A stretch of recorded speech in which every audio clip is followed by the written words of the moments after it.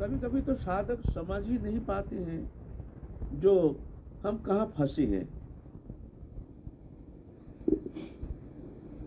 बंधन का बहुत सारे रास्ता समझ ही नहीं पाता है। अगर बंधन नहीं होता तो हम फंसे क्यों हैं, ये तो साफ बात है। तो कहीं ना कहीं बंधन है। वो बंधन कौन सा है?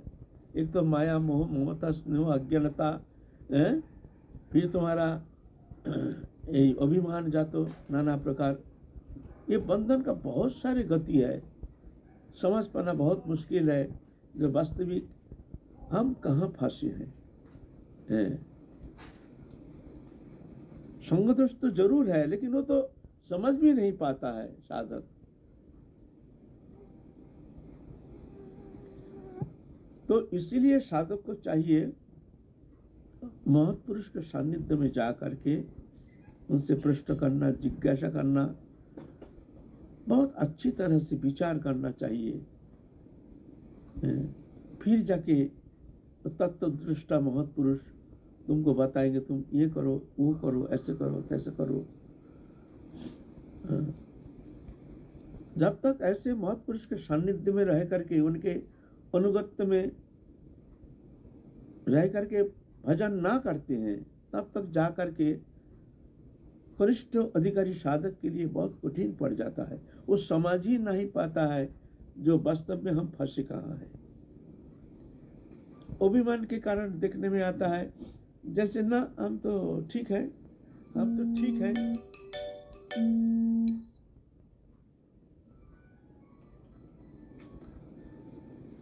वो जान ही नहीं पाता है।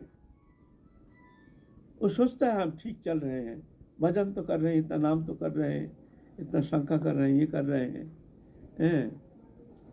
बड़ा कठिन है पहचान पाना।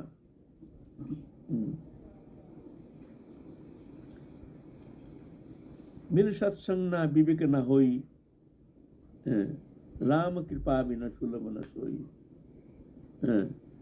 तो ये बिना सत्संग वो विवेक की जागृति होना संभव नहीं है। सत्संग होने से होगा नहीं। सत्संग में श्रद्धा रहनी चाहिए, विचार होनी चाहिए, वो श्रवण करके चिंतन करना चाहिए वास्तव में हमारे अंदर क्या कमी है, कौन सा कमी है। बहुत सारे बाधाएं हैं जो कि हम उसको अतिक्रमण करके आगे बढ़ना हमारे लिए कठिन हो जाता है। छोटा बच्चा क्या जानता है अपना कल्याण, अपना मंगल।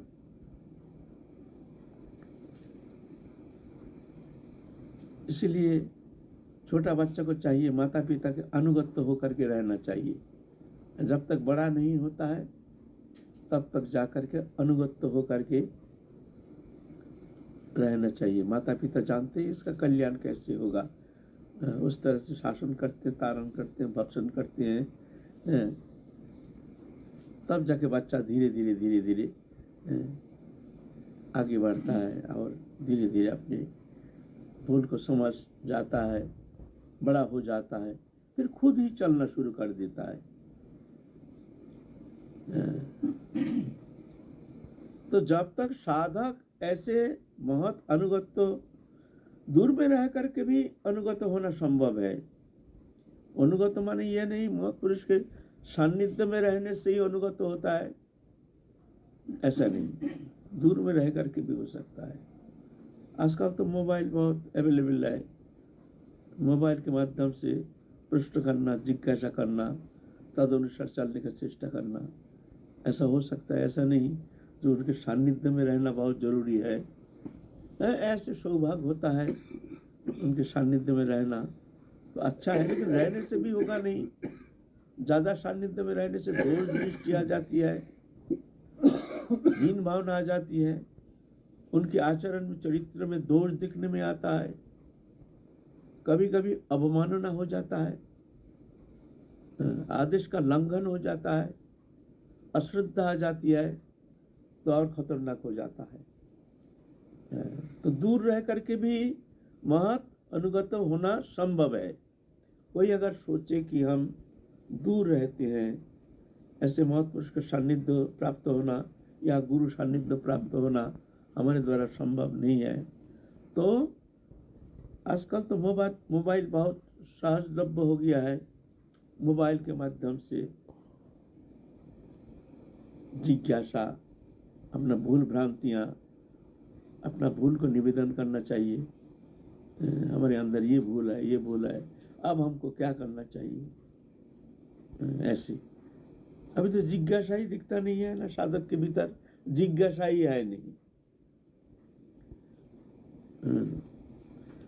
तो आगे चलने के लिए साधक के अंदर जो गुण होनी चाहिए, उस गुण परिपक्व रूप में अपने अंतःकरण में स्थित हो जाता है जब, तभी जाकर के भगवत प्राप्ति होती है। इसीलिए गीता में कहते हैं, निर्माण मोहाजित संग दोषा अध्यत्त नित्ता विनिमित्त कामा द्वंद्व विमुक्ता सुख दुख संग गच्छन्त मूढ़ा पदम अव्ययम तत्। वो उस परम पद को प्राप्त कर सकते हैं। वो कौन? जिसके अंदर मोह अभिमान नहीं है, मोह अभिमान वर्जित, संग दोष से वर्जित, अध्यात्म नित्या। अध्यात्म नित्या माने, अध्यात्म माने है आत्मा को अधिकार करके रहने के कारण इसको अध्यात्म कहते हैं। हमारे जो आत्मा है वो प्रकृति के साथ इस तरह से रम गए हैं, तादात्म्य हो गए हैं, उसका विचार, हमको इस विषय कोई विचार ही आता नहीं है मन में। कहाँ फंसे हैं हम? संसार हमको फंसा के नहीं रखा है, संसार हमको फंसा के नहीं रखा है, स्त्री पुत्र कुटुंब परिवार हमको फंसा के नहीं रखा है, दृश्यमान जगत हमको फंसा के नहीं रखा है। हमारे अज्ञानता जो है, हमारे आत्मा ही बंधन दशा प्राप्त होकर के संसार चक्र में घूम रहा है। जड़ तो हमारे भीतर है। तो ये जो आत्मा है भगवत अंश, चित सत्ता, आनंदमय सत्ता, वो स्वरूप विस्मृति माया से तादात्म्य होने का कारण एक जीव बन के संसार चक्र में घूम रहा है। एक जीव, बद्ध दशा। ममई वंश जीवलोक जीवभूत सनातन, जीवभूत जीव बन गया है। मेरा अंश है, अविनाशी अंश है, लेकिन बन गया जीव, जीवभूत। मन षष्ठान इंद्रियानि प्रकृति स्थानिकर्षति।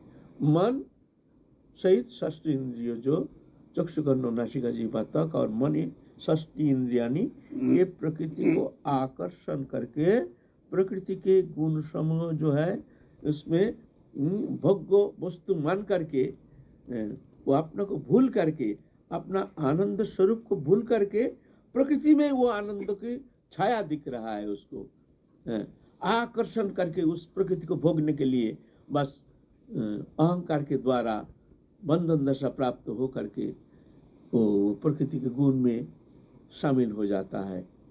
उसमें आनंद जान करके भोगने के लिए कोशिश करता है, प्राप्त करने के लिए चेष्टा करता है।